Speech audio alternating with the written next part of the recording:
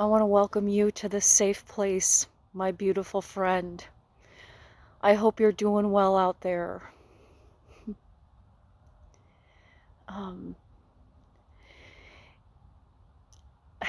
I haven't been so emotional to do a video at this point.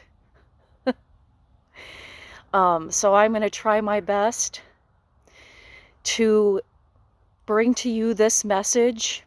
I want you to remember this isn't about me. I feel like I must do this, or my purpose of being here, it's not going to matter too much. So I hope that you will listen to this as a fellow person on this beautiful journey that we have every day, and reflect on it. I have a lot of notes here. I may be repeating some things, but I think it's worth repeating. So upon waking this morning, I asked myself, what do I truly want to convey in this message today? You know, there are so many faces that we wear in this lifetime, throughout the day, throughout your obligations. One thing that's upsetting to me, though, is when someone fakes their face. And it goes deeper than that. We're more than a face. We're a spirit. I got my little bluebird in my hand today because it's a bluebird of happiness. So as children, the face that we carry is of pure nature. You ever look at a baby? How joyful and how pure their essence is. It's very, very beautiful. Now, I don't have children myself, but I see it in my nieces and nephews and babies that I see passing by, and how their moms take such beautiful care of them. I think the faces that we show the world around us are in constant flux.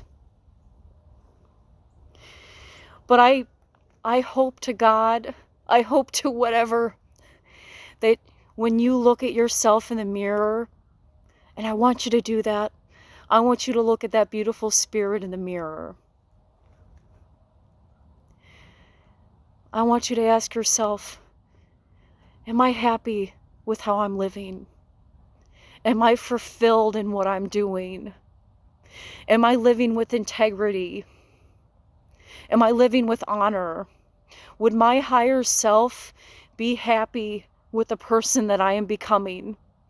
And I sure hope that you reflect in the mirror. I don't care what stage of life you're in. I don't care if you've been in prison. I don't give a shit about any of that. Where you are right now, are you content with the path that you are on? Because I tell you what, there's a lot of people out there, and it doesn't make too much sense to me. I'm a pretty simple person. But when somebody fakes character, let me tell you something. You can fake someone's character. You can fake their personality. You can never fake essence. Ever. I don't care how hard you try. You are born with an essence you carry your whole life through, and it is beautiful, and it can flourish. Some people, they die without truly looking in the mirror and seeing the spirit behind the face. It is so devastating to me. It's hurtful. But I am a firm believer. It's never too late to change. It's never too late to be the person that you are made to be on this spinning earth. Because I tell you what, if you're alive right now, you are given a gift This world is so fucking beautiful. It is. Like, if you look around, it's like, look at all, everything that we have is such a gift. I know there's so many circumstances in this life, so many bad things that happen, but I wondered if we really lived from our spirit, our soul intention, how different it might be. And this is just a factory worker saying this. And you know what? I don't think it matters in the first place what you do. It's how you show up. How am I going to show up today? Am I going to look at the end of the day and be like, you know what? You did good today. You did good today. Maybe you need to work on this. That's okay. You can do that.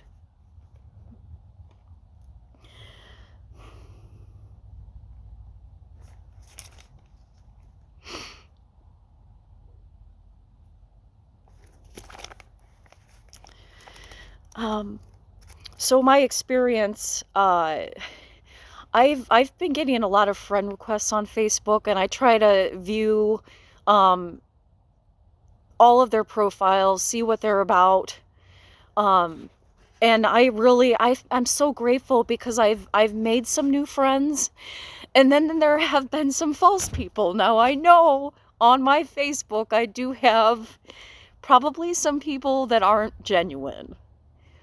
But my God, I hope you hear this message. I think we all need it.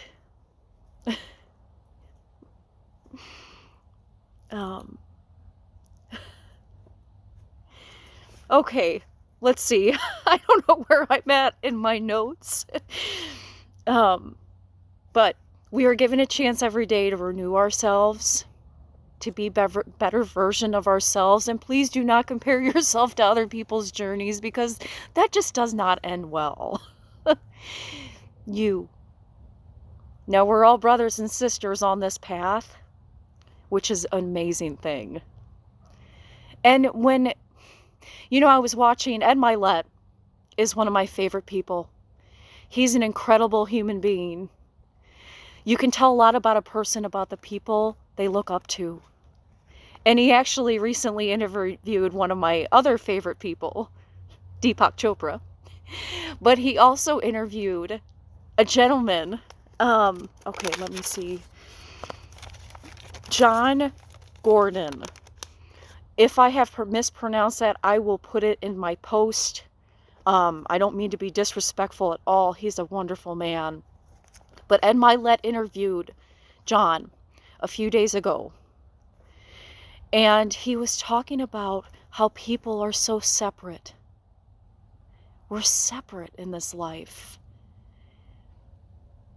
We're born to be here to be full of oneness. We're being misguided. Now, there are people in charge. I have no idea why. Why corruption is in charge is beyond me. But I'm pretty simple, so I like to keep it simple. Let's see.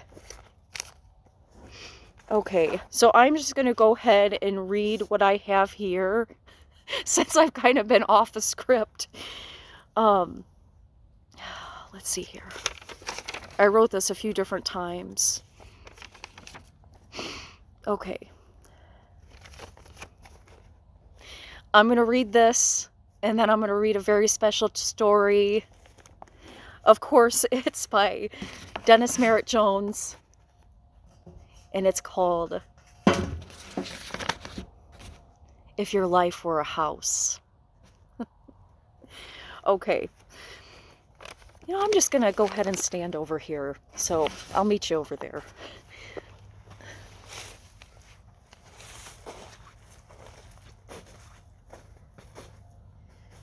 And being in Illinois, it is really nice out right now. There may be snow on the ground, but it's like, I think it's like 30 or 40 degrees. So it's nice.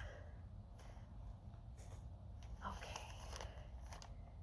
And of course, I'll end out with a beautiful quote from the treasure chest. Okay. I feel like I've been given the gift in the form of discomfort and pain this week. And honestly, what are the faces that we show people and ourselves? Are you able to gaze in the mirror and love and honor the soul that is peering back at you? We have many different faces and identities we carry around in this hectic being called life. Some people will die and all they saw in their reflection were their identities, and maybe even false ones. Maybe they never found their calling, however small, however great. That doesn't matter, because it's your journey. They're victims of their circumstances in life, burdened by past that they choose not to look within at something that they carry that is so much greater than the ego.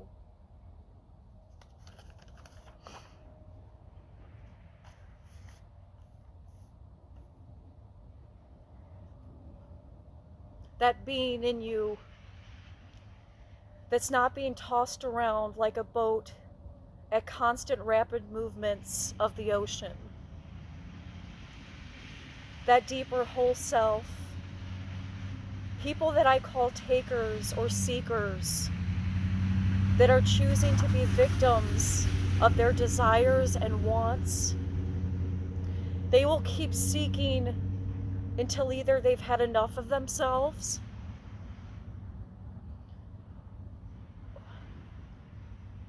or they finally see some light and they start living from their true nature. You know, and it's not people that take advantage of other people, people that fake to get what they want, the seekers and takers, I call them. They inflict pain on other people too. There are people that have way more than money taken from them. They have the innocence of their childhood.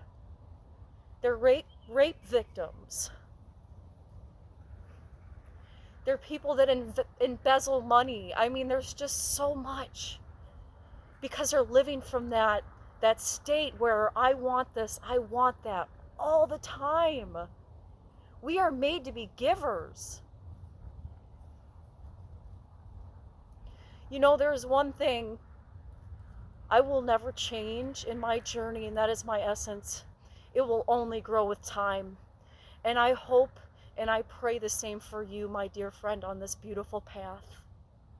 No matter what you've done, I'm going to tell you, it's never too late to be your authentic self that you are made to be on this beautiful earth. I believe that. Now I'm 34 and I have a lot to learn, but I feel like I've been down this road before and I'm not fucking it up this time.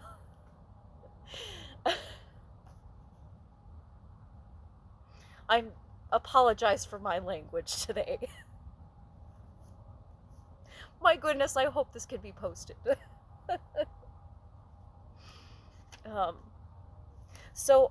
John Gordon says about separateness, the illusion of separateness.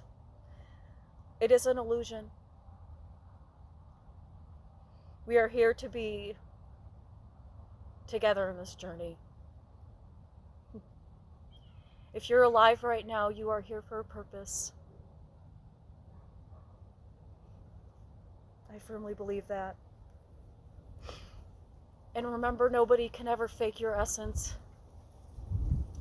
That beautiful gift that you carry your whole life through.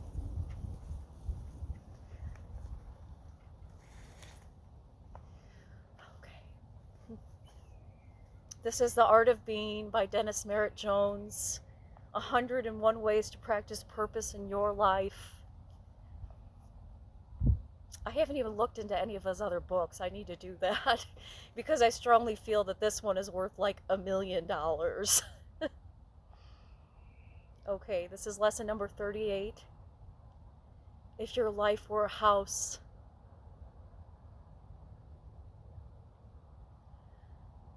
the wise man builds his house on the solid rock of truth and not on the shifting sands of instability. He measures causes by effects and estimates reality by which is real and enduring. The foolish man, living only in sense perception, has no measure for reality, and he builds his home on false and erogenous concepts. The vicissitudes of fortune upset his frail building. The evidence falls about him in ruins. Truth alone endures. That's by Dr. Ernest Holmes. The quote above by Ernest Holmes is obviously referring to the statement made by the teacher Jesus in Matthew chapter 7, verse 24. In it, he gives his followers the parable of the man who builds his house on a foundation of rock.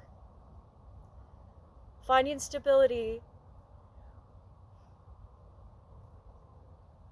whereas whom builds his house on shifting sand surely will see it crumble and fall. The rock, of course, is a metaphor for the truth that Jesus came to teach. The house is a metaphor for our lives. The truth Jesus came to teach us is universal in nature, and it applies to all human beings. I and my Father are one. This is a truth about you and me as much as it is about this great teacher. When we build our lives on the solid foundation of this truth, our lives are unshakable and stable, able to withstand the gale's four storms of life. Shifting sand is a metaphor for the undisciplined mind, a mind that is focused on egoic needs, which change daily. A mind that thinks in terms of duality and instant gratification that the material world promises, which is temporal at best. When we fail to build on the rock, we have chosen a building site right on a sandy beach. The view may be great for a while, but we discover that it's very temporary home when it erodes right underneath us. Our lives end up becoming uncertain, shaky, and subject to turmoil, to events going on around us. Several years ago, I was fortunate enough to purchase a new home, even before the foundation had been laid. I had the opportunity to watch the house being built from the ground up and watch the cement foundation being poured, and I remembered thinking how thick it was. Then I noticed that the post-tension slab was one continuous flow of cement and cables, which served as a solid foundation for every area, every room on the ground floor. There was no less cement being poured in the area which would be called the kitchen than in the area which would be called the family room. The entire house was built in one solid foundation. Do you get where I'm going with this? If your life were a house, what type of foundation would it be built on? What would it look like? How many rooms would it have? What would they be used for, and how much time would you spend in each room? Think of the foundation as God's presence, and think of each different room as different aspects of your life. One room might be called relationships. Another room, physical health. Another, work. And yet another room, spirituality. And so on. When we are awake and we realize that that same foundation supports every room equally, there is not more of God in one room than in another. When we are aware of this, every area of our life becomes solid and unshakable. A life built on the foundation of the conscious awareness of God's presence in every room makes the entire house stable and strong and able to withstand the storms and misfortune which we are all subject to every day. It becomes a fit and joyful place to live. Building a consciousness on this awareness truly is the building our house upon the rock. Given the choice you have been given, where will you choose to build? It is never too late to move to higher ground. Never. Never. I'd like to share with you the mindfulness practices following this. How solid is the foundation upon which your life is built? Have you built your life on rock or shifting sand? I've done both. Take time today as you analyze all different rooms in your life, for example, relationships, work, health, creative expression, and so on. Become clear about how much of God's presence is realized in each of these rooms. And when he speaks of this entity, he's not, God is I know there's so many different religions, there's a spirituality though that goes into the word God, because there's so many, it's all the same though. I just feel like it is. I know this is a person talking with you that still has quite a bit to learn in her journey, but if you have the essence of God, you have the essence of purity, of integrity, of joy. Those basic things that we are gifted with. God doesn't need to be a person, doesn't need to be a thing.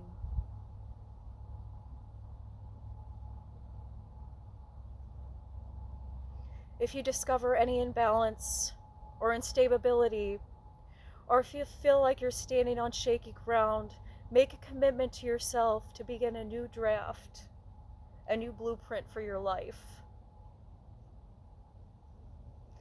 The key to be sure the foundation is solid rock.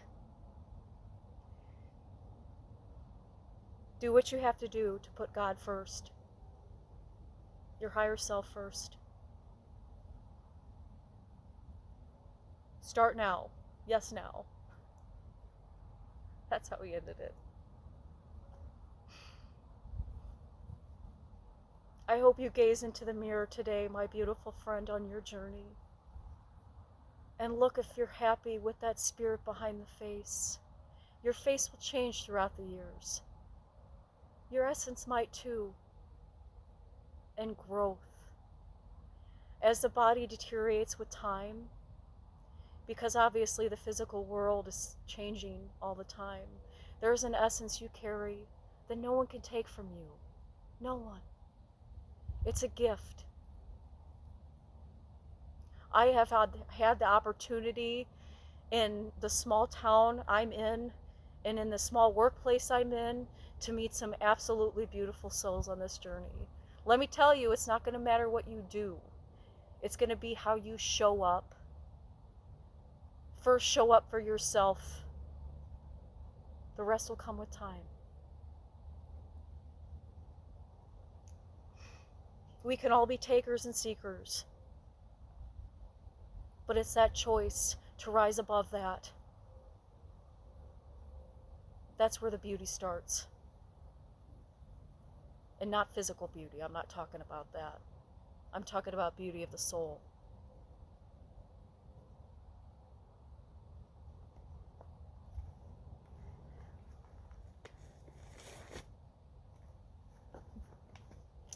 Okay, let's see if I can find this ending quote. I've got it like a... Yes, I got it. I have like a paper towel holding it. Okay.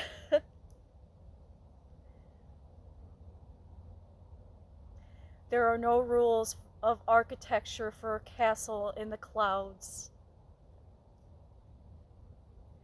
Gilbert Keith Chesterton. Sentence makes a lot of sense. Though it's good to have that solid foundation on that beautiful castle in the sky. That's recommended.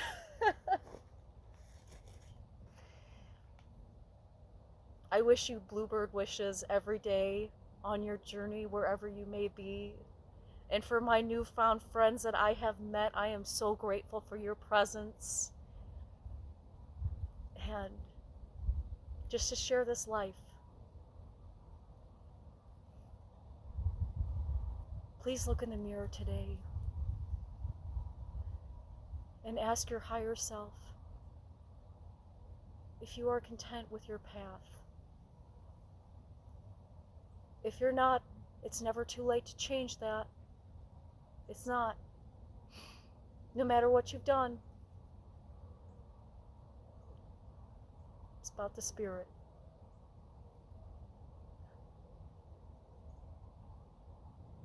Live from your soul.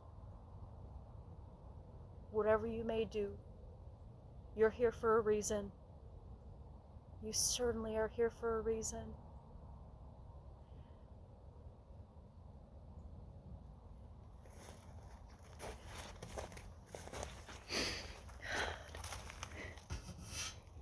I wish you so much love.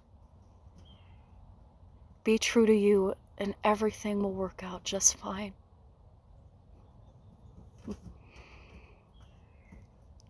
I love you, Spirit, on the journey.